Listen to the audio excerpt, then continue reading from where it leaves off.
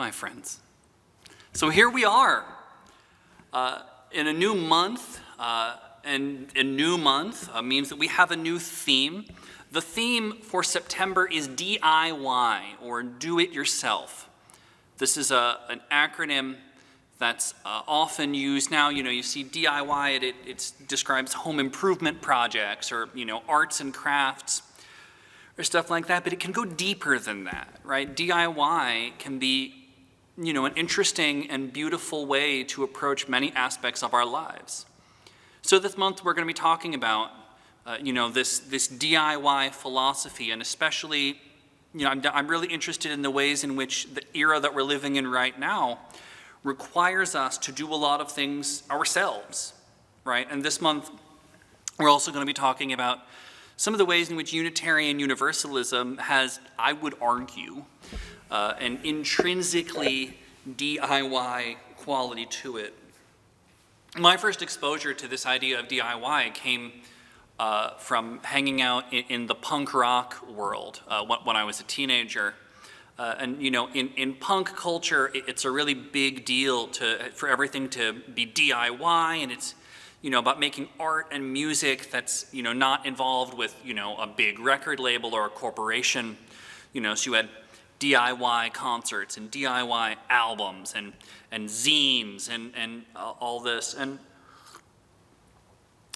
I think the DIY aspects of punk culture taught me so many of the skills that are still important to my spiritual and emotional health today.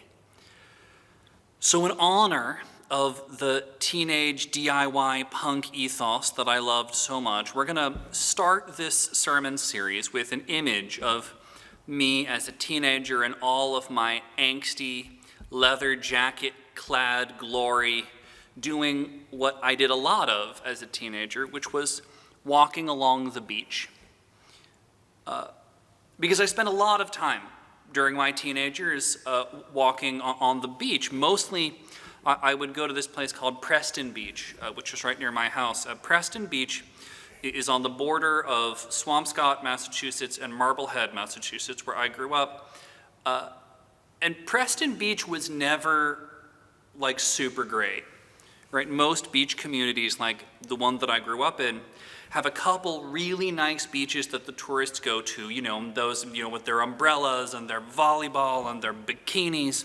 And then a bunch of smaller, kind of dirtier beaches, which is where local people go, to fish and walk their dogs and throw rocks. I've been told that Preston Beach has apparently been fixed up quite a bit in the intervening years since I went there a lot, which almost makes me kind of sad. Right, when I knew it, Preston was small and rocky, and it had pipes draining some kind of liquid into the water, which in retrospect I think is super illegal and unsafe, but what are you gonna do? And so this is where I would go to walk along the shoreline, especially in the colder months, which is most months where I'm from. And I'd be there, and have my flannel-lined jeans and my motorcycle jacket and my combat boots, and I'd go just walk back and forth across the beach and just kind of take the time to think life over and, work out whatever I was trying to work out, right? So I wasn't exactly a beach bum. I was more of a beach existentialist. But, there I was walking along and trying to figure it all out and leaving this line of boot prints in the sand behind me that looked so out of place. And I think that's why I've always had kind of a weird soft spot for the poem that Meredith read earlier in the service, right? The one about the footprints in the sand. That poem, The Footprints in the Sand, it is a fabulously overused piece of Christian pop culture, right? Many people have it as a print or on a poster. I when I was researching for the service, I found the text on a website called onlythebible.com, which, I think is really funny because it's called onlythebible.com, and yet, if that's really what it were, the poem wouldn't have been there. The poem tells the story of a person walking along a beach with God, and the beach is a symbol for that person's journey in life. And then the person looks back at the hardest moments in their life and they see one set of footprints on the beach and they ask God, hey, what happened there? Where were you? And God says, those are my footprints because I was carrying you through those times. And the thing about this poem is that it really works for people, right? It really helps people. My colleagues love to make fun of this poem. Someone told me, there's the versions of those, God saying, those are the moments when I dragged you kicking and screaming. Those are the moments when, you fell down for a bit and all that. It's the poem has become kind of a cliche at this point, and its theology is a little vapid, and the poetry major in me will tell you that the line breaks are a mess. But I'm reluctant to criticize it too harshly because it is, it's a poem that means a lot to a lot of people and that has really helped a lot of people. And I even kind of like it. I don't like the posters with the poem on it because the beach always looks really clean and idyllic, which is not the beaches that I know. And the footprints are always, bare feet, not Doc Martens. But this poem, it's kind of a no-no in Unitarian Universalist spaces, right? Like you don't hear a lot of UUs talking about it, and not only because it has kind of a Hallmark Channel quality to it, but also because we Unitarian Universalists have such a fierce independent streak that I think we are uncomfortable with the idea of anybody carrying us, including or maybe even especially God. Right, this goes back to our transcendentalist roots with Thoreau living on his own in his cabin, pretending that he doesn't need anybody else. I think many UUs would really rather look behind them on the beach and see one set of footprints the whole time and declare with total certainty that every single one of those footprints is theirs, made by their own feet, with nobody around to help them. Thank you very much. And what I find so interesting about that side of UU culture is that it's wrong. It is simply wrong. There are moments in all of our lives when, whether we like it or not, we do, in fact, need somebody or someone to carry us along the beach. And all of us know on some level that that's at least kind of true, that we can't be entirely insular because, otherwise we wouldn't be here. Right? The very existence of this congregation is proof that we all know that in at least some ways we are better off doing this religious life together. And this leads us to one of the biggest theological questions of Unitarian Universalism, right? Which is, what do we do when we need to be carried? What kind of recourse do we have when we cannot actually carry ourselves by ourselves? The best answer that I've been able to come up with comes from, of all places, the labor movement, right? The movement that we celebrate on this weekend of Labor Day. My family has been involved in this movement, in the fight for the rights of working people for many generations, right? We love to tell this story, and somehow I couldn't find a sermon in which I had already told you all this story, though I'm sure I have. But where my great-grandmother was lying on her deathbed, and she gestured her oldest grandson, my father, over to her, and she took his hands, and in her dying breath, she whispered, "Mortala, always go with the workers." So, I called my dad this week and I asked him, what he had to say about Labor Day and, that whole movement. And he said, here's the thing. The problem with the right-wing way of doing things is that it leaves a small group of people in charge of everybody else. And the problem with the left-wing way of doing things is that it also leaves a small group of people in charge of everybody else. So the idea of the labor movement was to have workers be more in charge of themselves. It's the idea that the people doing the work should be the ones making the decisions about how the work gets done. It's about spreading the power out among a larger group of people. And that, I would argue, is also what a lot of Unitarian Universalism is about.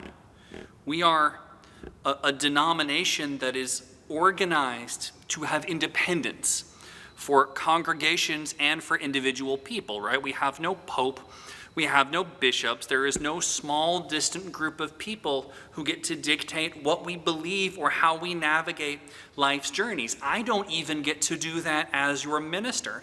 I can stand up here and say whatever I want, and you can sit there and think and feel whatever you want. No one has to believe me, thank God. So the work of Unitarian Universalism is the work of creating your own beliefs and your own theology. It is the work of creating the structure that is going to carry you across the sand when you are unable to carry yourself, because all people at some point in their lives are going to need that. And we do this creation, this work in our worship services. We do it in our discussion groups, in our classrooms. We do that work in our own spiritual practices, in looking into ourselves and finding a vision of that which is beyond us and a relationship with that vision of that which is beyond us that can work for us and carry us. And this will look different for every person, right? I cannot tell you how to form your faith identity. That is work that only you can do. What happens in this church is that we come together to love and support each other while we are all working out our own ways of being in the world and relating to what is beyond this world. And that work is never ending, right? You will be doing that work for your whole life as you change and as the world changes. Your religious perspectives will almost certainly change as well. And it gets harder when things are getting tough in your life, right? Part of what faith and religion do is they build resilience in people. They enable people to make it through the rough patches on the beach, knowing and trusting that their God is with them and is going to carry them, and usually knowing that their same vision of God has carried countless other people through the tough times in their lives, right? It is comforting to know that Jesus is walking with you just like Jesus has walked with literally billions of other people. Having a totally DIY UU theology, even a DIY UU theology that draws heavily from one specific tradition, it's harder. It's more work. And it's more difficult to allow yourself to be carried by something that is entirely of yourself.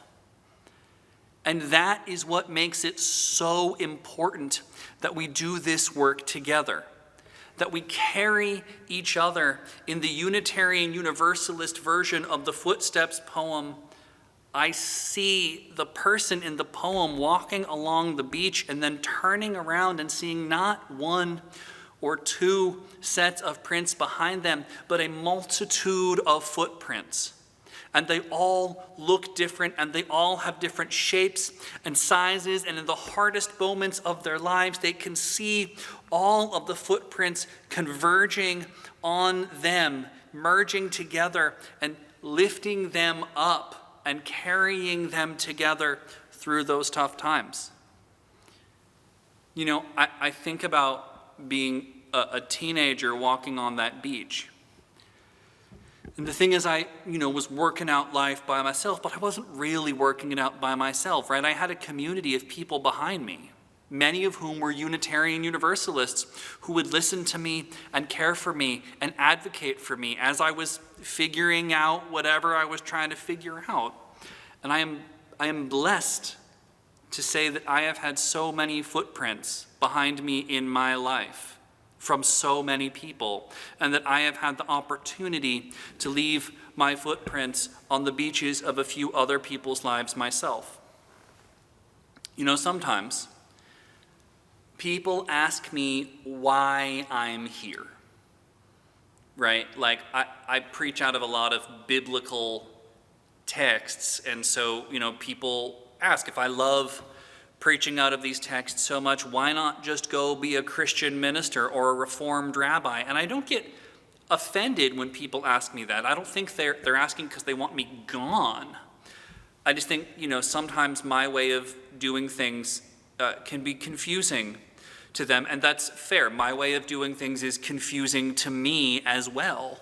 But the answer is that group of footprints behind me, right? I'm not here because of any ancient text.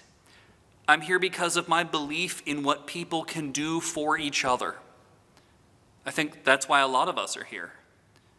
Think about my great-grandmother telling my father, and through him all of the generations that would come after, to always go with the workers. And in a really real way, I think that's what I'm doing. I think that's what we're all doing. And what could be more important as we are living through this time of trauma and difficulty than carrying each other and showing others how to carry each other?